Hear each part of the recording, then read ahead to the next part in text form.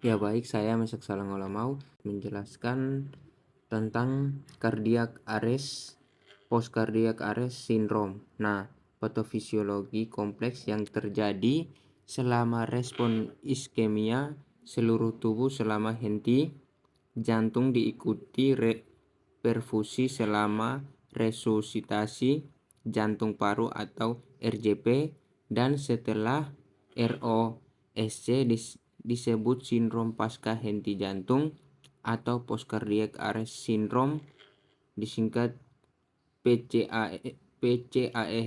Nah, PCAS ini terdiri dari 5 fase, yaitu yang pertama immediate atau 20 menit pertama selama ROSC. Kemudian yang kedua early atau 20 menit hingga 6-12 jam setelah ROSC. Yang ketiga intermediate atau 6-12 jam hingga 72 jam setelah ROSC. Kemudian selanjutnya recovery atau 3 hari setelah ROSC.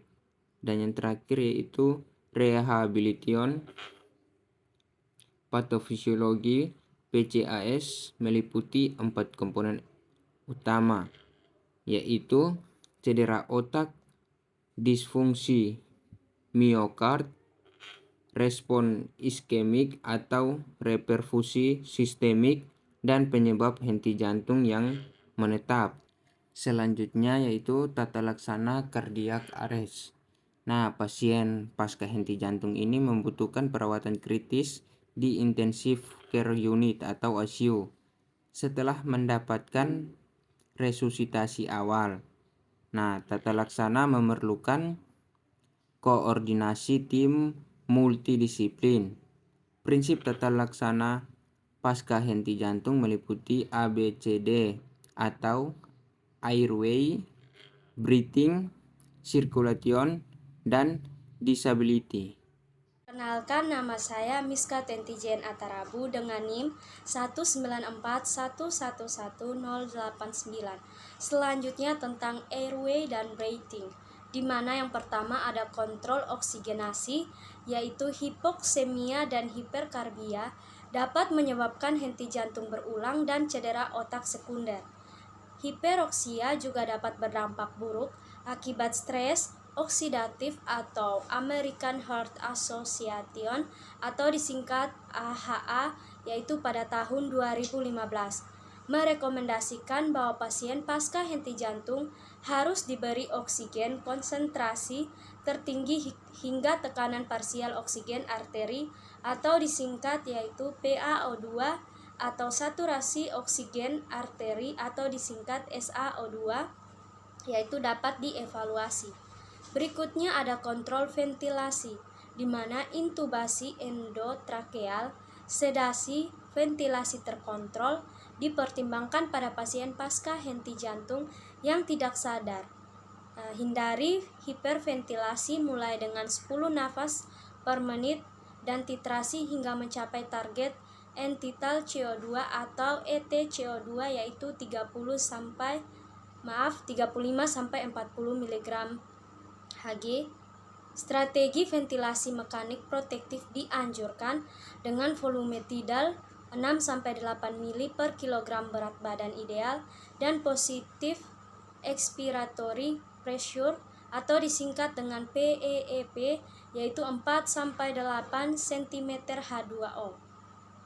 Selang nasogastrik perlu untuk dekompresi perut, distensi gastrik akibat ventilasi saat RJP dapat mendorong diafragma dan mengganggu ventilasi. Obat sedasi diberikan sesuai protokol untuk mengurangi kebutuhan oksigen.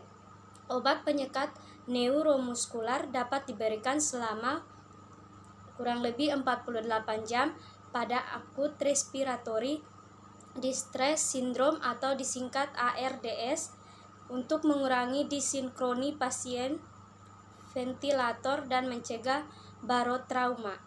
Selanjutnya ada sirkulation. Yang pertama yaitu stabilisasi hemodinamik.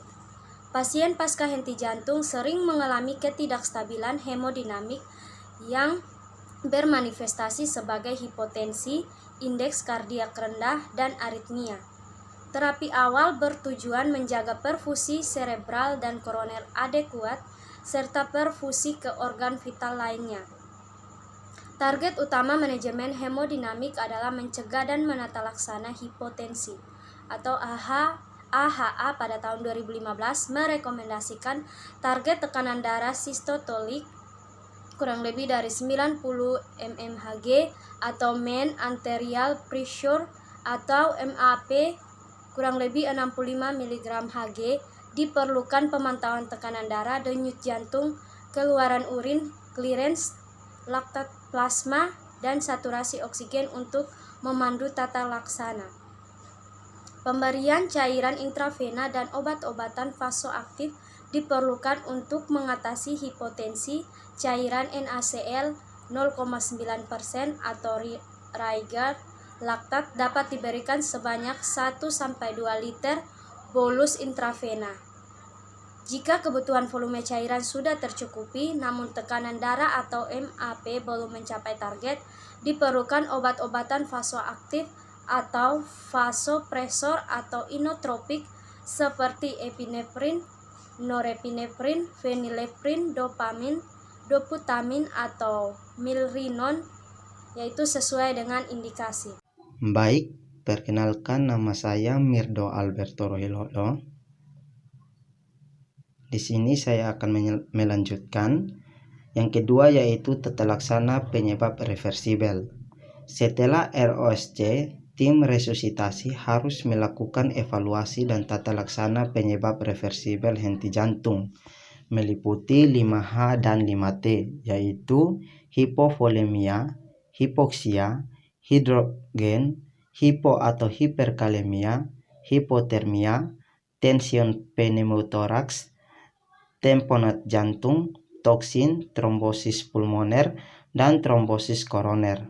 Sindrom koroner akut adalah penyebab sering henti jantung pada pasien OHCA tanpa penyebab ekstrakardiak yang jelas. EKG 12 sadapan harus segera dilakukan setelah ROSC untuk menentukan ada tidaknya elevasi segmen ST akut. AHA 2015 merekomendasikan bahwa angiografi koroner harus segera dilakukan, diikuti dengan PCI bila diindikasikan.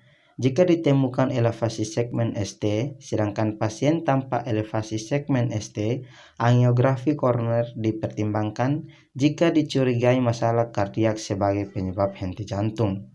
Yang berikut adalah disability, yaitu optimalisasi pemulihan neurologis. Yang pertama adalah kontrol suhu. Istilah target temperatur management atau TTM digunakan untuk tindakan induksi hipotermia untuk mencapai target suhu tertentu.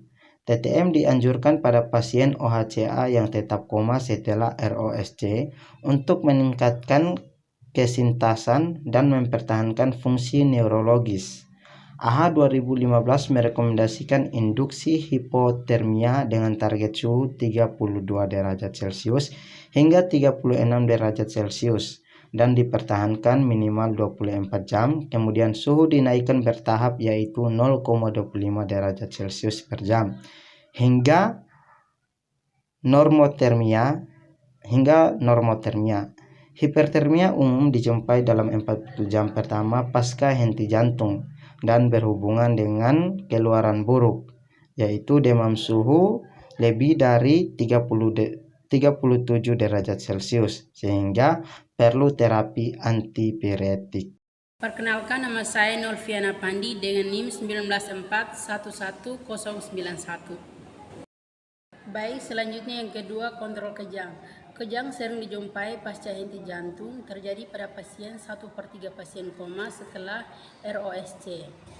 Mioklonus paling sering meliputi yaitu 18-25% pasien dan sisanya dapat kejang vokal, toniklomicumum atau campuran.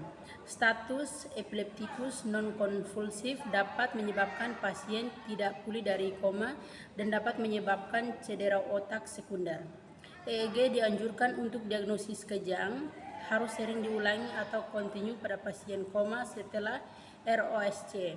Antikonvulsan untuk status epileptikus pada umumnya dapat diberikan pada kasus kejang pasca henti jantung. Dan yang ketiga, kontrol glukosa. Hiperglikemia berhubungan dengan keluaran neurologis buruk pasien pasca henti jantung dibandingkan dengan normotemia. Induksi hipotemia berhubungan dengan hiperglikemia. Kadar glukosa darah perlu dipertahankan kurang sama dengan 180 mg per desiliter dan cegah hipoglikemia. Dan yang keempat, sedasi. Pasien pasca henti jantung umumnya memerlukan ventilasi mekanik sehingga tidak nyaman dan menimbulkan nyeri. Obat sedasi atau analgetik perlu diberikan berkala atau kontinu pada kondisi ini. Sedasi juga dapat mencegah menggigil selama induksi hipotemia. 13 obat sedasi umumnya dapat menyebabkan hipotensi sehingga status kardiovaskular. Pasien perlu diperhatikan. Pasien dengan hemodinamik stabil dapat diberikan propofol hingga 50 mikrogram per kilogram per menit dan fentanyl dapat ditambahkan bila perlu. Dan yang kelima yaitu terapi lain, yaitu seperti obat-obatan neuroprotektif seperti coenzim Q10, thiopental, glukokortikoid, nimodipin, lidoflasin, dan diazepam belum terbukti bermanfaat pada kasus pasca henti jantung.